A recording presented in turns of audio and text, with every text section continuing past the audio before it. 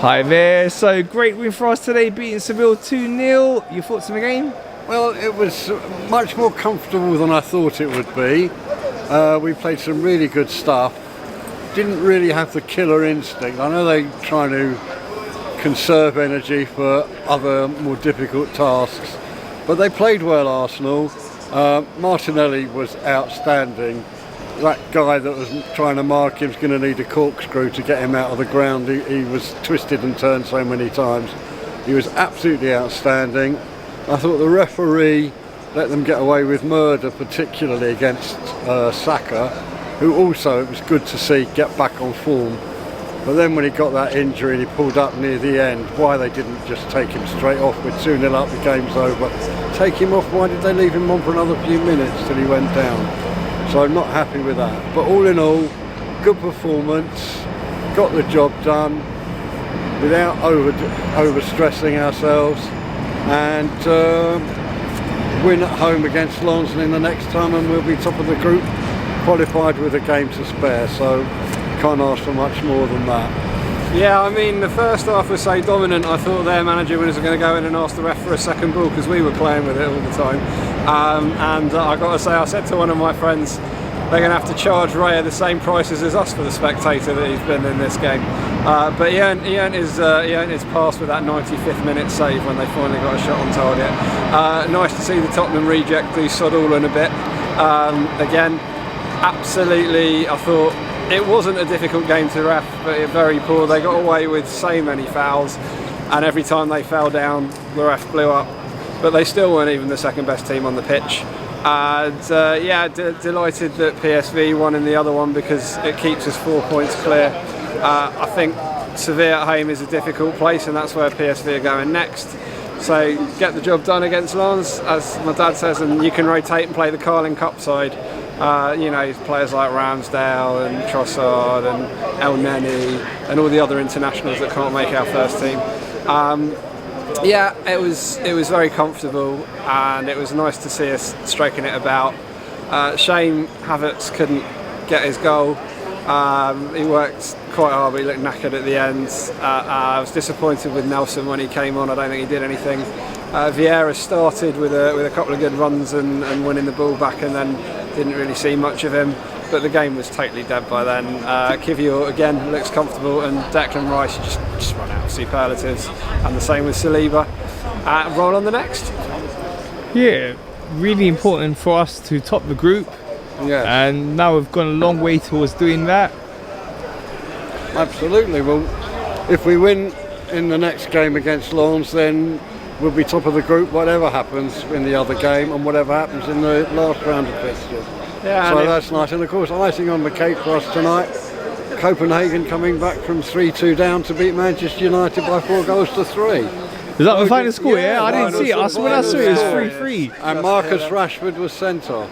Oh, that's beautiful. They've had a totally miserable night, and we've had a very pleasant one. Arsenal played some good football, a bit overdoing it at times. They could have been a bit more direct or a bit quicker. They were obviously totally in control from minute one.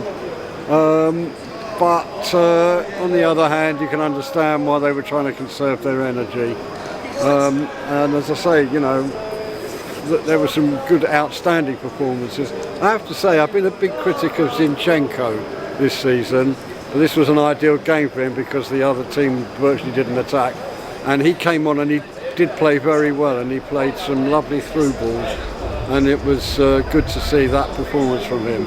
But I come back to the fact that Martinelli was just outstanding. Definitely man of the match. Can we take a moment while we're on through balls just to appreciate Jorginho's ball to Saka for the first goal? Oh yeah, what a pass that was. What a pass that was. But he tied towards the end, I thought, Jorginho, and he was giving the ball away unnecessarily. So they did the right thing to take him off. I was surprised that he gave the captain's armband to Gabriel. I would have thought Declan Rice would have been the obvious choice for the last few minutes. I know he's only just got here, but he was captain at West Ham. Everybody's saying he's a future captain at Arsenal. When Jorginho went off, I would have thought he would have given him the armband for the last 5 or 6 minutes, whatever it was. But anyway, that's a minor thing. A good performance, they played well, and hopefully Saka's injury is not too bad. I imagine if it was that serious, they wouldn't have let him come back on, even if it was to allow Kiwior to warm up. But I haven't assessed him, so I can't give you my professional opinion. I do have a question for you though. Are Manchester United the new Tottenham Hotspur? They were 2-0 up away at crappy Copenhagen, managed to get back at 2-2 at half time, got in the lead again and managed to lose 4-3. So that is the important question. Those of you liking and subscribing below, leave your answers in the comments. Yeah, it's great to see Man United struggle so much. But looking at our situation, the way that we've been playing in the Champions League, it's been a long break for us since we've been in the Champions League, but it looks like it's really suited to us. The way we're able to dominate games against the likes of Seville. Definitely at home we have dominated the matches, and we've found it a lot easier than some of the Premier League games, which is a surprise really, because you would expect to be a level up in the Champions League. But I mean, PSV showed little ambition. Do you when think they the style came. of playing the Champions League suits us? Well, I think we're playing much more control this season, where we're less frenetic. slowing. And I think that works because we get a lot more time on the ball. I think the Premier League, you don't get a lot of time, and also I think that in the Premier League they let a lot more physicality go. I'm not going to relitigate the whole of Saturday because I'm sure you have plenty of that. I was about to ask you about that, right? So I really want to ask you about it because I've not seen you. That's fine. We can talk about that What in a is minute. your thoughts on that goal? But yeah, I mean, as far as I understand it, if you've got two hands on the back of someone's neck with your arms fully extended, and the reason they're crouched down is because they're getting ready to jump up, and the reason they can't do it is because you're using your entire body weight to leapfrog them, I don't understand how that's not a foul. I also don't understand how a forearm to the back of the head is not a red card. Did you hear the VAR audio? I haven't And yet, because they were saying, I don't know how they can say this, but he said his hand was on the player, but he didn't use it as a weapon. Yeah. What? I have heard. You heard that, yeah? Yeah. It's ridiculous. I mean, but before we take apart the legal side of it, let's be fair. Arsenal had several opportunities to block and break up the play for that goal, which they didn't take. First of all, Gabriel should have made a clearance when the initial through ball was played, instead of trying to chest it down and messing it up. Second of all, the first cross came across, Raya got nowhere near it. Next point, when Willock ran out to the corner flag to try and retrieve the ball and keep it in, not a single Arsenal defender went with him. They only had to have one go and stand there. Didn't have to win the ball. He turns around, he's confronted with the defender, he's got no space, nowhere to go, end of problem. Nobody went, and Arteta should be bollocking them for that. And then when Willock sent the cross in, Raya flapped at it, he looked like classic Fabianski. He totally messed it up. And I have to say, I think the offside, I don't think it was offside either. But a push in the back with two hands is a foul anywhere on the pitch. And how the goal was allowed to stand for that, I do not know. Disgraceful. Disgraceful. The audio was saying that he had two hands on him. If he's got two But hands anywhere I else can't on see the a pitch, foul. the referee would give a free kick for that. Exactly. Now, So- I'm not gonna lean onto the conspiracies on it, because I don't think it's accurate, because VAR have been consistent and PGMO have been consistently crap throughout the season. And poor Wolves, if we think we've had it bad, poor Wolves have had it worse than everyone. But it is interesting that both the VAR officials were working in Saudi Pro League on a regular basis, and earlier in the week, like they had that situation for the VAR for the Newcastle penalty against Wolves, like they did for the guy who was for the Liverpool Spurs thing, and you just sit there and go, there is a major issue. The PGMOL referees, number one, it needs a big reform. They have to have proper standards. They should be paid high enough that they don't go to the Saudi League, so they're just focused here.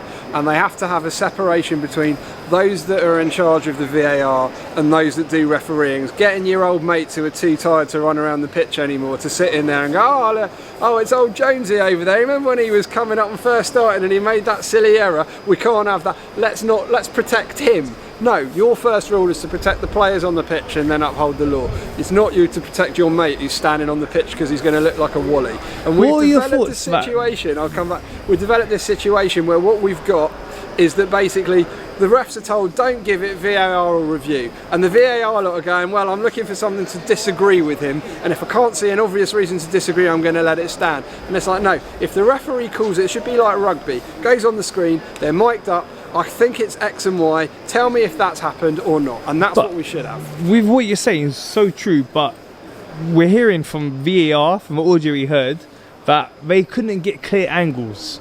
Do you think that's good enough in this day and age, with the amount of money that's invested in the Premier League? Ridiculous amount. There are certain areas. How can you not get the camera angles you need to make the correct decision? There are certain aspects of the game where it is difficult for them, but you know, the BBC managed to show a camera overhead. Why can't the Sky ball's Sports in or the ball's out? Why can't they do that? That's number one. But I think the major problem isn't VAR. The major problem is the incompetent idiots who don't know how to apply it. They don't know what they're looking at. They don't always know what they're looking for. They need ex-players who understand the game and who know what goes on, who can look at the footage and say, oh right, yeah, I know what's going on here. And not, as Ian said, some guy saying, oh yeah, I liked him, he was a nice referee, we won't call him out. Exactly, it sounds like a couple of friends just having a conversation. Yeah, absolutely. And like when you look at it, imagine a plane's taking off. When the plane takes off, they make sure they make the right decisions because it's a really serious incident. And same with Premier League. Another thing is that if you look at cricket, for example, when they got to make a decision, they'll make different angles, they'll zoom it, they'll take their time and make sure they get the right decision. Why didn't they do that in this situation? I cannot understand why rugby, cricket and tennis all have the appropriate cameras and appropriate automatic references that they can check where the ball's been, where the ball's gone, where it's going, what speed, what angle, everything. If they can all do it, why the hell can't football do it? Number one. Exactly. I don't understand exactly, as you were saying, how in this day and age you don't have enough camera angles everywhere. That should be mandatory. And the other thing is, you look at from the Qatar World Cup and in other places where they have that semi-automated offside.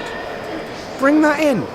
Like, the technology exists. You can't tell me that the Premier League, with all of its money, can't afford to bring that in the Premier League.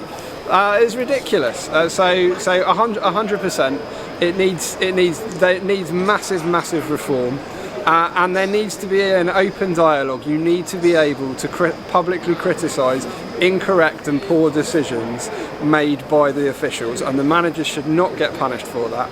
And idiots like Gary Neville and Jamie Carragher, who are so busy palling up to what's his face, Howard Webb, because they want to, and Michael Owen, because they want to have him on his show. And isn't he a good lad? Hey, yeah, no, you've got to call it out. If it's wrong, it's wrong, because their narrative is what shapes the rest of the media narrative. If you put the right pressure on the PGMOL for the incorrect decisions, regardless of who your team is, and that all managers as well should be coming out, whether it's for or against them, you've got to come out and say, I know it's worked in our favour, but that was incorrect and it shouldn't have happened. And more people do that, that's more powerful, and then what you're going to end up with is the PGMOL will have to reform. Otherwise, what you're going to continue to get is, oh look, it's Arsenal's turn to be silly. Last time round it was Liverpool's turn to be silly, and next time round it'll be Wolves' turn to be silly, and then it won't be City because they got too much money. But you know, it's like that. It's basically, that's the way it works. We're all doing it one at a time, and everybody's looking for a pile-on. And it needs to be united. If you think about when they tried the Super League, what happened? All of the fans united and went, we're not having that. And where's the Super League idea? Back in the bin. So we need to do something else here if we want to get that reform. It makes me yearn for the good old days when the referee would get it wrong, but okay, he got it wrong. He had to look at it in real time, exactly. And he got it wrong. Fair enough. You would accept that the referee made a mistake, however painful. But here, they've got 2 hours to check it. They hold the game up forever in a day. 16 different people are looking at it from various, and they still can't make the right decision. It's ludicrous. And as I was saying, they talk about it as if it's just something casual. Yeah. There's millions of pounds at stake here. Exactly. When you talk about a flight taking off, it's a serious business because there's people's lives on the line, and they make sure they get it right. Why can't they do that with VAR? Yeah. I don't know, they got a very small pool of refs. There was a ref who got demoted last week because he made a poor decision. He went to the championship, which is unfair on the championship. And he made a big mistake there. Did you see the mistake he made there? Back up in charge of another game this weekend in the Premier Did you see League. And we're seeing again and again the inconsistency. Do you think there's a case that we should scrap VAR? It's not going to happen. As much as I'd like to say I think there may be a case, it's not. And it's not the technology, it's the people who are applying it. Yeah. They need to be better. You need people who are more tech savvy, who are able to look at and do those different, because you can rotate and 360 idea, you know, because otherwise what you're going to end up with is more people going, oh well, that was wrong and we should do it and we should litigate. You know, I've heard the German FA have written to FIFA to say they want to replay the 66 World Cup because the third goal wasn't over the line. But I mean, like, how far back are you going to go? And they're going to demand the original crew, so we're in real trouble. I mean, it's got to be quite sensible. It needs that reform. You need to change the personnel. You need to massively improve the training. You need to utilise all the technology that we have and the ability to 360 build and make sure you've got the right camera angles. I mean, you've got that flying little bloody camera that goes around everywhere. The spider camera. Exactly. Like, you can put them all up around the top and you can have an angle everywhere. You could just have a 360 camera. Turn the security cameras facing the ground. Whatever you want to do, it's not that difficult to do. And if you can make it a stipulation, the PL clubs have to have this level, and that's it.